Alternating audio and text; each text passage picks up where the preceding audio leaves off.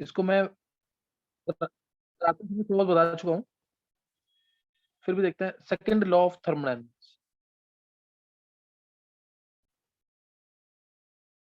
जैसे तुमने पहले पढ़ा फर्स्ट लॉ, है ना, पहले तुमने पढ़ा फर्स्ट लॉ, एनर्जी कंजर्व रहती है, ये पढ़ लिया।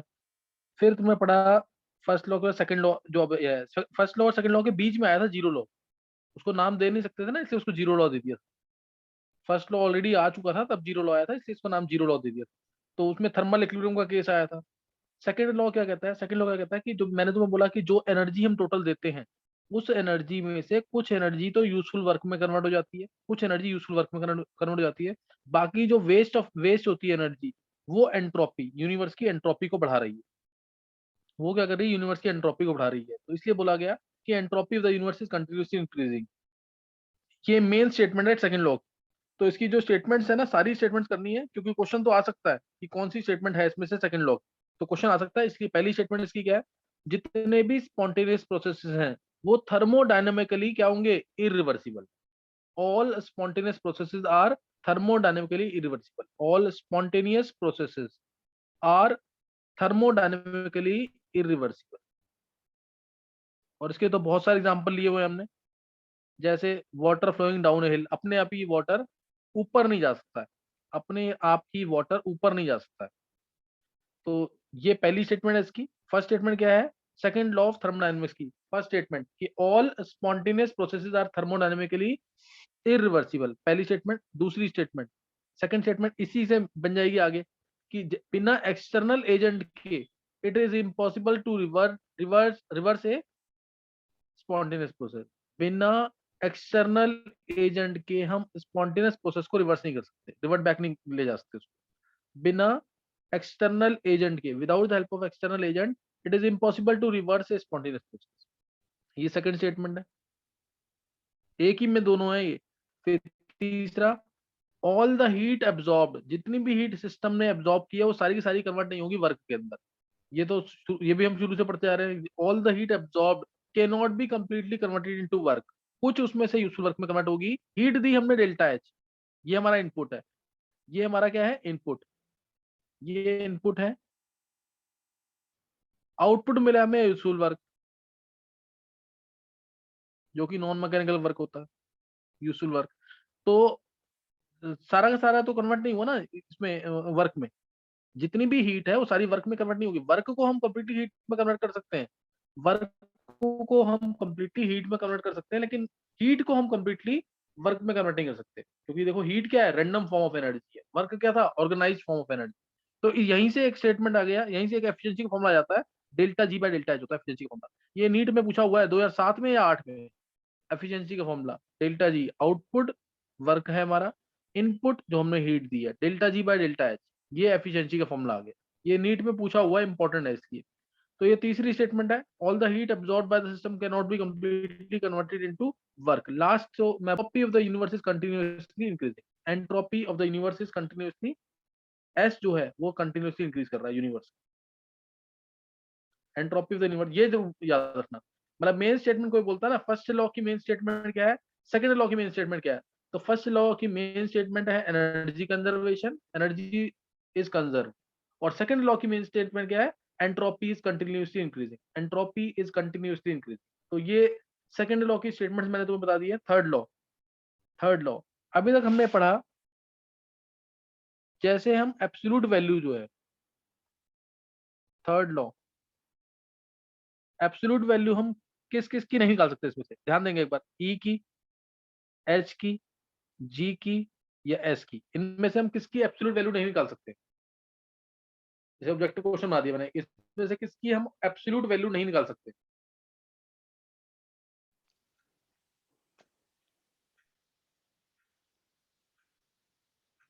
सर चारों की नहीं।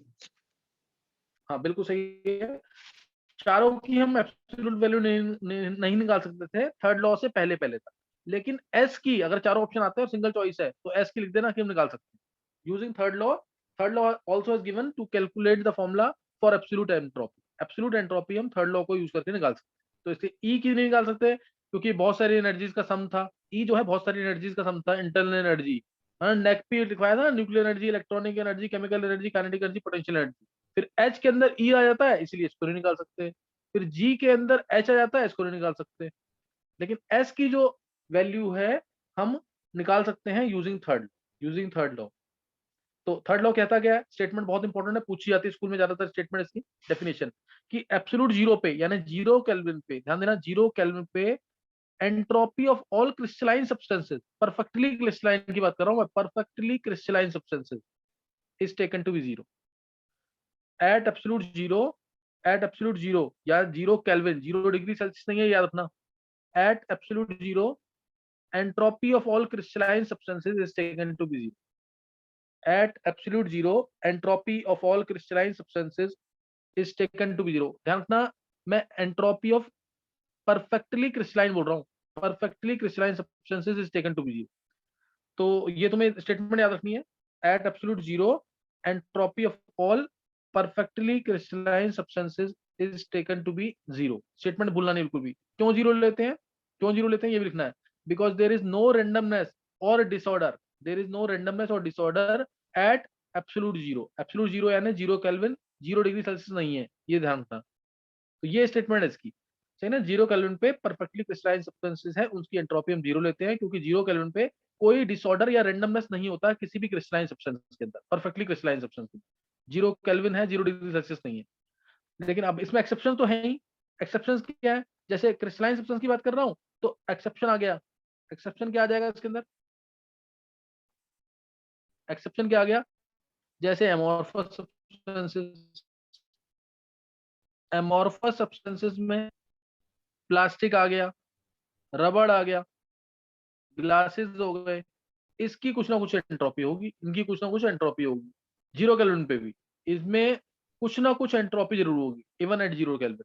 दूसरा पॉइंट, कुछ सब्सटेंसेस जो जिसमें एटम्स परफेक्टली स्फीयर फॉर्म में नहीं है, वो भी एक्सेप्शन है इसके अंदर, जिसमें परफेक्टली स्फीयर फॉर्म में नहीं है, जैसे N2O, NO, H2O, CO। तो इस केस में भी एंट्रोपी जीरो नहीं है, even at absolute zero, even at absolute zero entropy zero नहीं है। तीसरा केस आ गया एक्सेप्शन में, जिसमें आइसोटोप्स आ जाते हैं, जिसमें क्या आ जाते हैं आइसोटोप, सॉलिड्स, ऐसे सॉलिड जिनमें मिक्सचर ऑफ आइसोटोप्स आ जाए, जैसे स्पेशली क्लोरीन का एग्जांपल लेते हैं, क्लोरीन का entropy of solid chlorine is not zero even at zero kelvin. Solid chlorine के अंदर क्लोरीन 35 है, क्लोरीन 37 मिक्सचर आ जाता है, so it's entropy is not zero even at absolute zero. तो ये एक्सेप्शन मैंने बता दिया इसके अंदर। थर्ड लॉ में हम बोलते हैं परफेक्टली क्रिस्टलाइन सॉलिड्स हैं तो इनकी एंट्रोपी क्या लेते हैं हम, जीरो लेते हैं। एक्सेप्शन मैंने इसके अंदर लिख दी है, तो इसको ध्यान रखना है। फिर थर्ड लॉ के का जो मेन एडवांटेज है, इसने फॉर्मूला दे दिया था टू कैलकुलेट एब्सोल्यूट एंट्रोपी, किसी सब्सटेंस की एब्सोल्यूट एंट्रोपी निकालनी है तो उसको कैलकुलेट करने का फॉर्मूला दे दिया था इसने, 2.303 सीपी लॉग टी। ये फॉर्मूला ध्यान रखना है डायरेक्ट, कोई डेरिवेशन नहीं करनी, कुछ नहीं करना, बस ये ध्यान रख लेना। This formula is simply given to calculate the absolute entropy, है ना, ये absolute entropy of crystalline substance, किसकी निकाल सकते हैं इससे। फिर इसके बाद एंट्रोपी वर्सेस टेम्परेचर का कर्व, इसके बारे में मैं तुम्हें बता चुका हूँ, एंट्रोपी वर्सेस टेम्परेचर का कर्व, एंट्रोपी और एस लिख दो, एक ही बात है, वर्सेस टेम्परेचर। इसमें क्या होता है, जैसे ये टेम्परेचर बढ़ा रहे हैं तो एंट्रोपी बढ़ रही है, एंट्रोपी बढ़ी।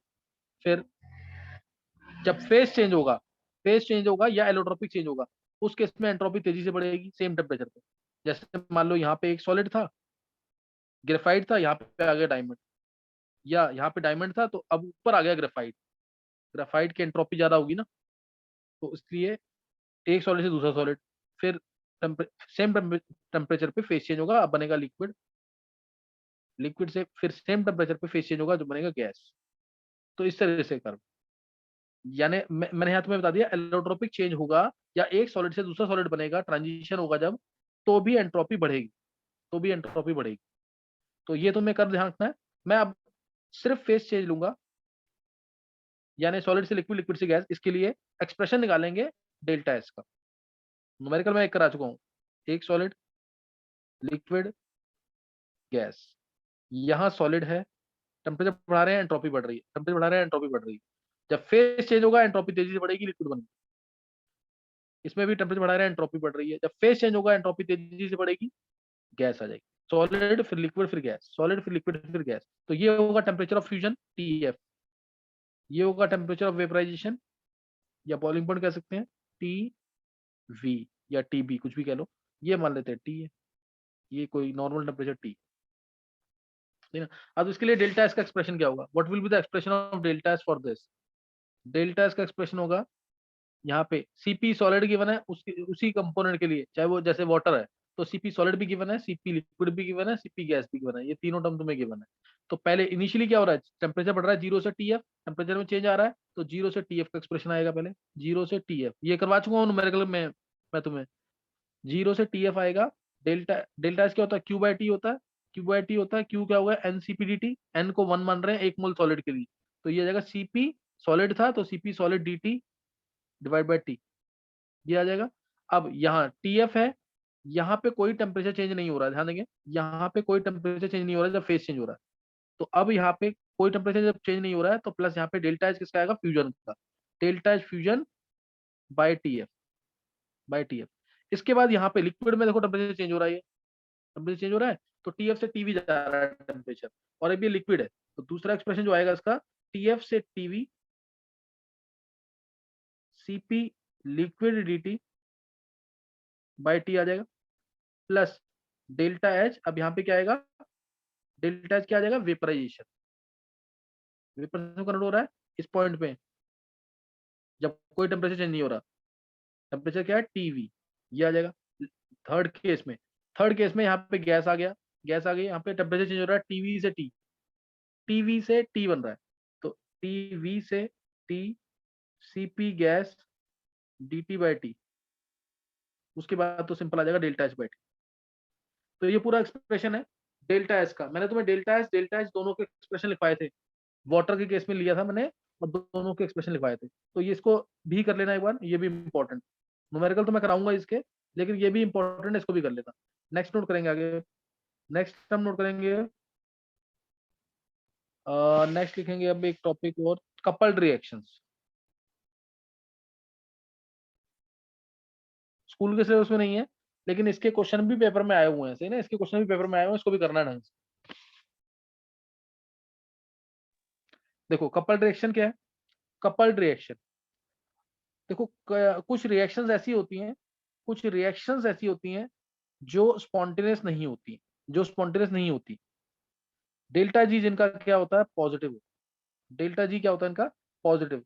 तो हम इसको किसी एक ऐसी रिएक्शन के साथ कपल करा देते हैं जिसका डेल्टा जी हाईली नेगेटिव है, जिसका डेल्टा जी क्या, हाईली नेगेटिव। सपोज मैंने रिएक्शन ले ली अगली C से D और इसका डेल्टा जी हाईली नेगेटिव, तो अब दोनों को जब ऐड करेंगे तो net A plus C B plus D आएगा। अब डेल्टा जी क्या आएगा रिएक्शन का, अर्नव,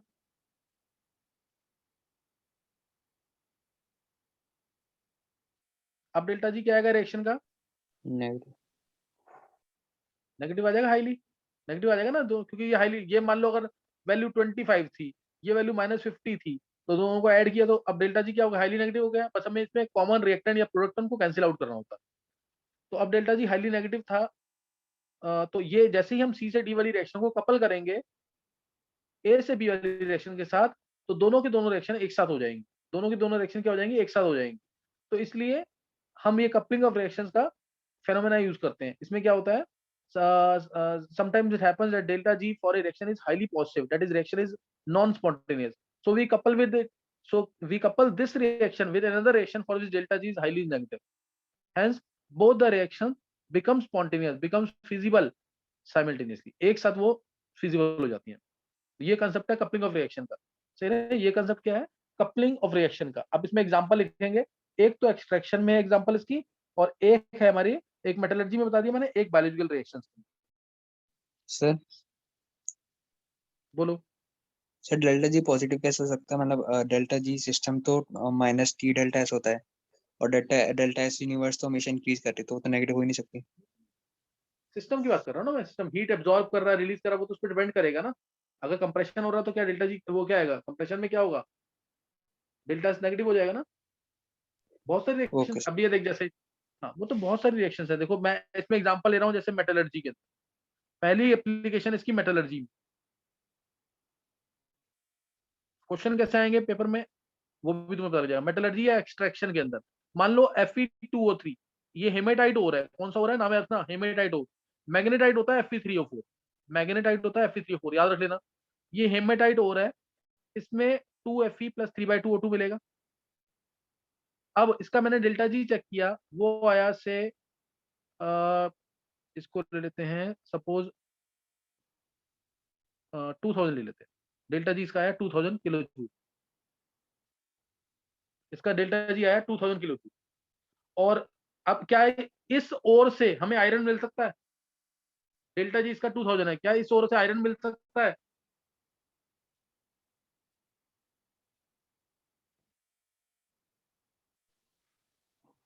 नो सर। नहीं मिल सकता ना।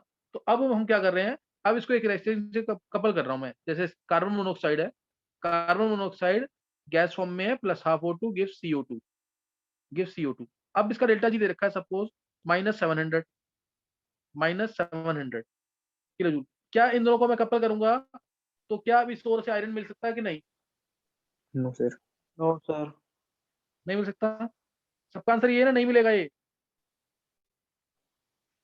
चलो अब देखेंगे इधर, देखो इससे मिल जाएगा, इससे मिल जाएगा कैसे। मैंने तुम्हें बोला था ना, कॉमन रिएक्टेंट प्रोडक्ट को कैंसिल आउट करना होता है, कॉमन रिएक्टेंट या प्रोडक्ट को कैंसिल आउट करना होता है, तो उसको 3 से मल्टीप्लाई करेंगे, 3 से मल्टीप्लाई करेंगे और दोनों को ऐड कर देंगे, तो क्या आ जाएगा, 3 से मल्टीप्लाई करके दोनों को ऐड करो तो आ गया ना Fe2O3 प्लस 3CO।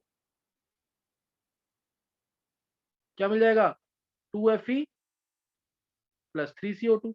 ये कैंसिल होगा ना, 3/2O2 ये भी बन गया, 3/2O2 ये भी था, कैंसिल आउट हो जाएंगे कि नहीं दोनों। तो अब डेल्टा जी कितना आ जाएगा इसका,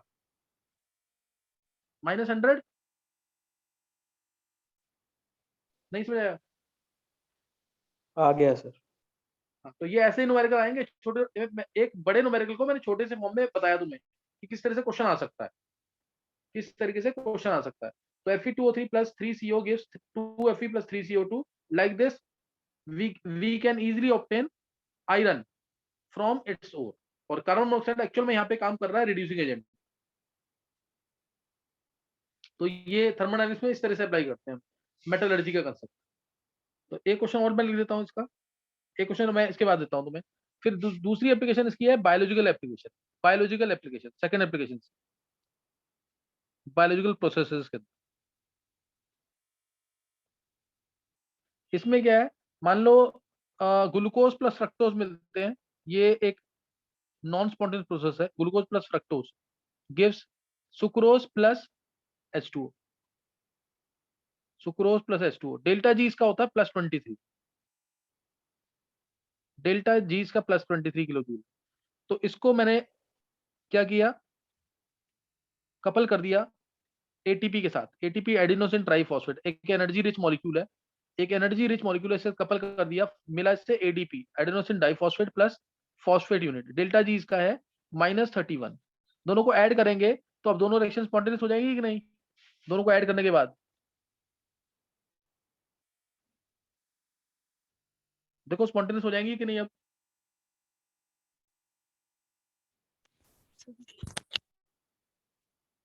क्या आ जाएगा, glucose plus fructose plus ATP gives sucrose plus ADP plus Pi. अब डेल्टा जी -8 आ जाएगा कि नहीं यहाँ से।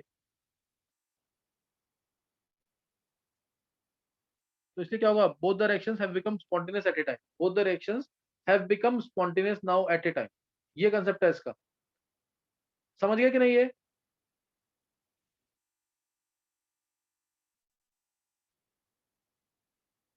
चलो दोनों एप्लीकेशन बता दी मैंने, एक क्वेश्चन लिख लेंगे इसकी basis.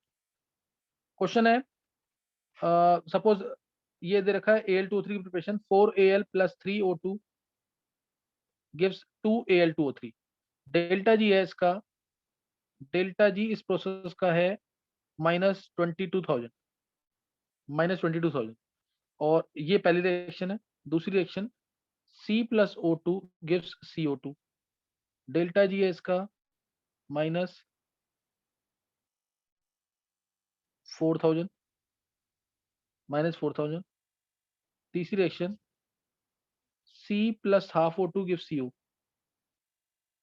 Give CO, delta G है इसका माइनस से 5000, माइनस 5000। तुम्हें बताना प्रिडिक्ट द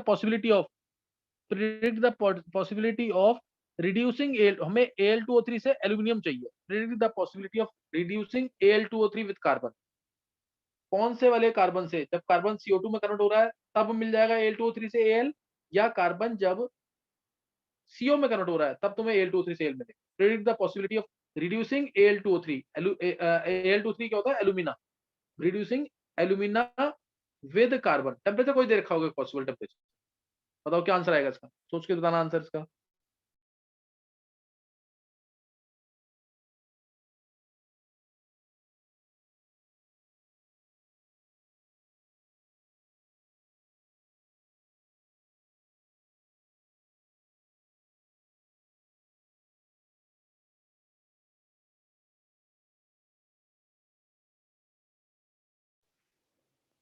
थर्ड वाले के साथ सर, थर्ड वाले के साथ।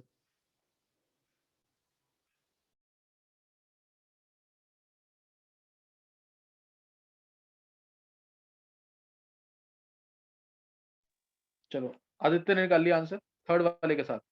देखो अगर Al2O3 को Al बनाना है, मेरे को Al2O3 को Al बनाना है तो रिएक्शन को रिवर्ट करना पड़ेगा। रिएक्शन ऊपर वाली को रिवर्ट करना पड़ेगा, यानी 2Al2O3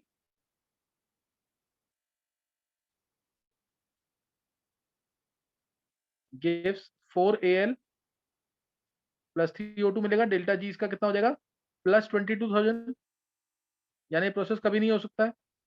अगर मैं इसके साथ कपल करता हूँ, इसके साथ कपल करता हूँ तो मेरे को उसको 3 से मल्टीप्लाई करना पड़ेगा, ताकि 3O2 कैंसिल हो। 3 से कपल करेंगे तो माइनस 12,000 ही आएगा सिर्फ। तो आंसर डेल्टा जी आएगा प्लस 10,000, नॉट पॉसिबल। और थर्ड वाले के साथ कपल करेंगे, अगर थर्ड वाली रिएक्शन के साथ, तो इसमें मल्टीप्लाई करना पड़ेगा हमें 3O2 को कैंसिल करने के लिए 6 से। 6C plus 3O2 gives 6CO। Delta G इसका आ जाएगा माइनस 30,000। तो अब दोनों को ऐड करेंगे जब, तो 3O2 कैंसिल हो जाएगा दोनों साइड, तो आंसर आ जाएगा 2Al2O3 plus 6C gives 4Al plus 6CO। और डेल्टा जी आ जाएगा 8,000 नेगेटिव। नेगेटिव में आ जाएगा 8,000। तो ये इससे पॉसिबल हो जाएगा। ये क्लियर हो गए न्यूमेरिकल्स ये वाले? ये सबको न्यूमेरिकल्स क्लियर हो गए कि नहीं? है यही क्या है आदित्य? Yes sir. हाँ बिल्कुल सही। तो इस तरह से न्यूमेरिकल आएगा कोई तो अटेम्प्ट कर लेना, इजी न्यूमेरिकल होंगे। बस ध्यान रखना कि कॉमन रिएक्टेंट या प्रोडक्ट उसको कैंसिल आउट करना होता है। नेक्स्ट नोट करेंगे conditions for spontaneity. Conditions for spontaneity. Conditions for spontaneity. देखो सबको पता है कि डेल्टा जी जो delta H minus delta S, इसी के थ्रू हमें डेल्टा एच पे कंडीशन लगानी है, डेल्टा एस पे कंडीशन लगानी है और डेल्टा जी पे कंडीशन लगानी है। तो इसमें कंडीशन लेंगे। पहला केस, फर्स्ट केस, जब डेल्टा एच और डेल्टा एस दोनों क्या है, टी डेल्टा एस दोनों क्या है, positive. Delta H and T delta S R positive, greater than 0 है। तो उस केस में पहला केस लिया मैंने, delta H is greater than T delta S. तो रिएक्शन क्या हो, डेल्टा जी क्या आएगा तब, पॉजिटिव कि नेगेटिव? डेल्टा जी क्या आ जाएगा? पॉजिटिव। पॉजिटिव। तो रिएक्शन क्या होगी, non spontaneous. Non spontaneous reaction होगी। दूसरा case, delta H less than T delta S आया, तो डेल्टा जी क्या आ जाएगा, नेगेटिव। नेगेटिव। क्या आ जाएगी, स्पॉन्टेनियस रिएक्शन, स्पॉन्टेनियस। तीसरा case, delta H equal to T delta S आ जाए तो जीरो। डेल्टा जी आ जाएगा 0, रिएक्शन क्या होगी, इक्विलिब्रियम में। डेल्टा जी 0 आ जाएगा, रिएक्शन कहाँ आ जाएगी, इक्विलिब्रियम में आ जाएगी। सही ना, रिएक्शन आ जाएगी इक्विलिब्रियम में। तो ये 3 केस बन जाएंगे इसमें पॉजिटिव वाले। ऐसे ही नेगेटिव में बनेंगे केसेस, ऐसे ही नेगेटिव में केस बनेंगे। अगर डेल्टा एच और टी डेल्टा एस नेगेटिव है, T delta S negative, R negative, तो पहला केस लिया मैंने, A case, delta H greater than T delta S negative, greater than है, नेगेटिव में बढ़ा है ये ध्यान रखना, तो क्या आएगा delta G, negative. Delta H बड़ा है नेगेटिव में, यानी -10 है और ये -5 है, तो डेल्टा जी क्या आ जाएगा, या -4 ले लो, -6 आ जाएगा, नेगेटिव आएगा ना अभी, तो रिएक्शन क्या आ जाएगी, स्पॉन्टेनियस। दूसरा case delta H less than T delta S है, नेगेटिव, तो डेल्टा जी आ जाएगा पॉजिटिव, रिएक्शन क्या आ जाएगी, नॉन स्पॉन्टेनियस। नहीं समझ आ रहा है ये? आ गया सर।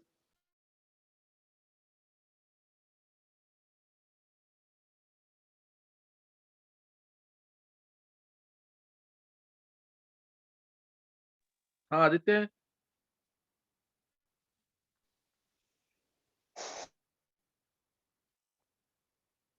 फिर तीसरा केस क्या है, delta H equal to T delta S. Okay Aryaman, delta H T delta S के, delta H T delta S के इक्वल है, तब डेल्टा जी क्या आएगा, 0 आएगा, रिएक्शन होगी इक्विलिब्रियम। रिएक्शन क्या होगी, इक्विलिब्रियम। दो केस मैंने डिस्कस कर दिए हैं। तीसरा केस, अगर तीसरा केस क्या है, डेल्टा एच अगर नेगेटिव है और टी डेल्टा एच पॉजिटिव है, तो क्या होगा,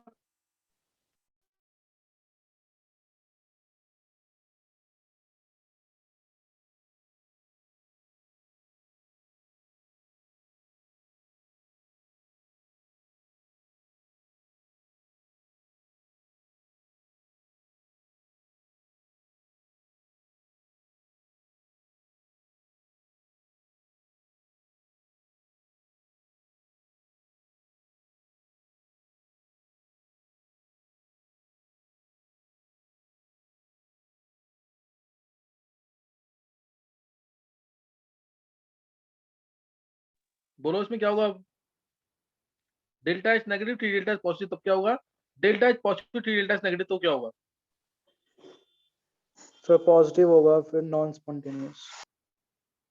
देखो ये तो तुम्हें बता रखा है मैंने, ये तो डायरेक्ट बताते हो, रिएक्शन को होने के लिए डेल्टा एच नेगेटिव होना चाहिए, टी डेल्टा एच पॉजिटिव। तो मैंने बोला डेल्टा एच अगर नेगेटिव है, टी डेल्टा एच अगर पॉजिटिव है, तो इस केस में तो रिएक्शन हमेशा स्पॉन्टेनियस होगी ना, चाहे पुट करके देख लो, ये नेगेटिव आएगा माइनस ये पॉजिटिव है, तो नेट क्या आ जाएगा, डेल्टा जी नेगेटिव आएगा ना हमेशा, कोई भी वैल्यू कर दो, तो reaction is always spontaneous, reaction is always spontaneous in this case. और अगर डेल्टा एच को पॉजिटिव रख दिया तुमने और टी डेल्टा एच को नेगेटिव रख दिया, then reaction is always non spontaneous, then reaction is always non spontaneous, तब रिएक्शन हमेशा नॉन स्पॉन्टेनियस। तो अब इसमें क्वेश्चन ऑब्जेक्टिव्स में कैसे आए हुए हैं, देखो एक चीज ध्यान रखना, जैसे अगर एंट्रोपी, मैं एक दो केस ले रहा हूँ, जैसे ये वाला केस है इसमें, हाँ डेल्टा एच, ये इस वाले केस में, इस केस में डेल्टा एच फेवर नहीं कर रहा है, टी डेल्टा एच फेवर कर रहा है, तो ऐसी रिएक्शन जो नेगेटिव हुई, जिसमें डेल्टा जी नेगेटिव हुआ है एंट्रोपी की वजह से, इससे बोलेंगे एंट्रोपी ड्रिवन रिएक्शन, यानी एंट्रोपी ड्राइव कर रहा है रिएक्शन को फॉरवर्ड डायरेक्शन, सही ना। और ऐसी रिएक्शन जिसके इसमें एंथैल्पी की वजह से रिएक्शन फॉरवर्ड डायरेक्शन में जा रही है, उसको बोलेंगे enthalpy driven reaction, enthalpy driven reaction, ये ध्यान रखना है इसमें। ऐसे भी केसेस आते हैं। अब जैसे मैं बोलूं, केस बताओ डेल्टा एच पे और टी डेल्टा एच पे, केस बताना डेल्टा एच के साइन पे और टी डेल्टा एच के साइन पे, when reaction is always impossible, क्या आंसर आएगा, when reaction is always impossible, क्या होगा इसमें, यूवी का आंसर बोलो, इसका क्या होगा, what will be the sign of delta H and T delta S when reaction is always impossible?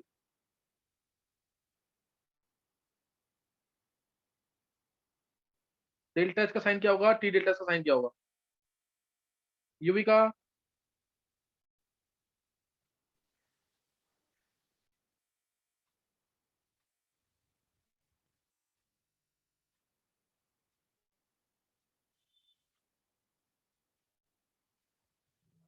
और कौन बोलेगा आंसर इसका, रिएक्शन हमेशा इम्पॉसिबल हो, डेल्टा एच का और टी डेल्टा का साइन क्या होगा, Anshita,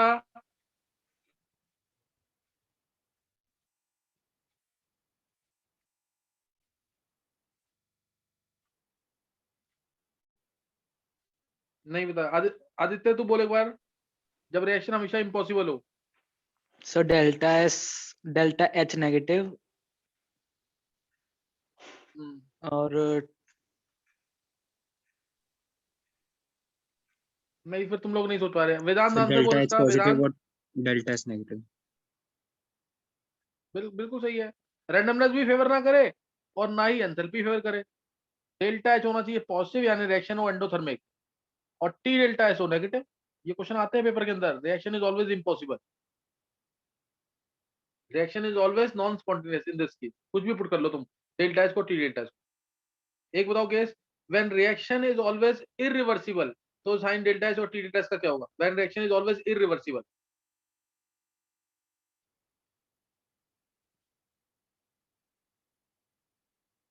reaction is always irreversible, तब क्या होगा साइन डेल्टा एच का और टी डेल्टा एस का?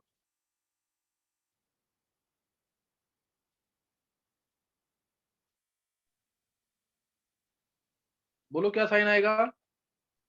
डेल्टा एच नेगेटिव और डेल्टा एस पॉजिटिव। हाँ यही होगा।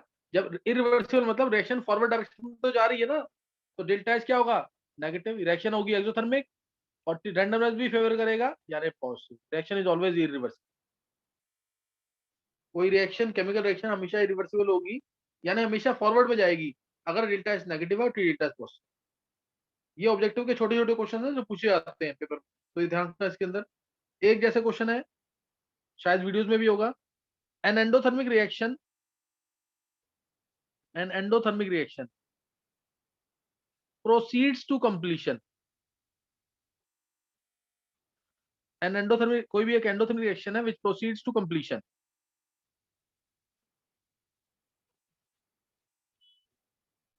An endothermic reaction A to B है कोई, and it proceeds to completion. तुम्हें बताना है A sign of delta S, B sign of delta G for reverse reaction,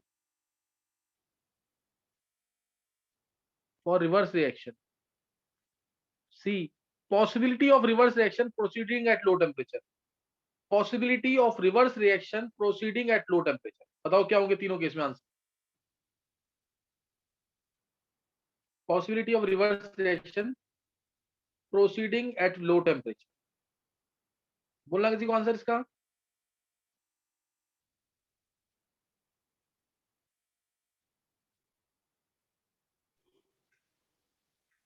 sir वो बी पार्ट में डेल्टा जी है delta H? Delta G, delta G पहले में डेल्टा एस है, दूसरे में डेल्टा जी है, और तीसरा है possibility of reverse reaction proceeding at very low temperature।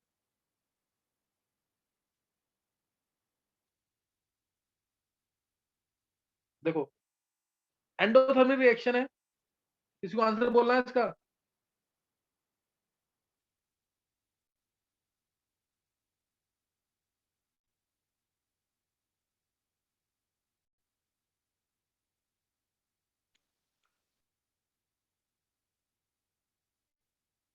चलो देखो इधर, देखो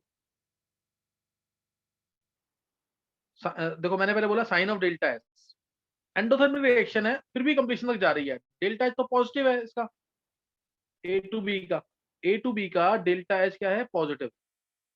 तब भी रिएक्शन कंप्लीट हो रही है यानी फॉरवर्ड डायरेक्शन में जा रही है, इसका मतलब डेल्टा एच फेवर कर रहा होगा हाईली। एंट्रोपी ड्रिवन रिएक्शन इसी को तो कहेंगे। ये रिएक्शन क्या है? Entropy driven reaction. तो डेल्टा एच क्या होगा? पॉजिटिव, और उसका मैग्नीट्यूड भी ज्यादा होगा डेल्टा एच, तो इससे डेल्टा एच क्या आएगा? Positive. Sign of delta G for the reverse reaction, जब फॉरवर्ड रिएक्शन का डेल्टा जी नेगेटिव है क्योंकि रिएक्शन हो रही है, तो डेल्टा जी फॉरवर्ड रिएक्शन का क्या होगा? नेगेटिव होगा। तो रिवर्स रिएक्शन का डेल्टा जी क्या होगा? पॉजिटिव। बी टू ए का जो डेल्टा जी होगा वो पॉजिटिव होगा यानी रिएक्शन नहीं हो सकती, ये रिएक्शन नहीं हो सकती। फिर इसने बोला possibility of reverse reaction proceeding at low temperature. Reverse reaction का डेल्टा एच तो नेगेटिव है, एक्सोथर्मिक रिएक्शन तो फेवर्ड होती है लो टेम्परेचर पे। मैं भी बता रहा हूँ अगले टॉपिक।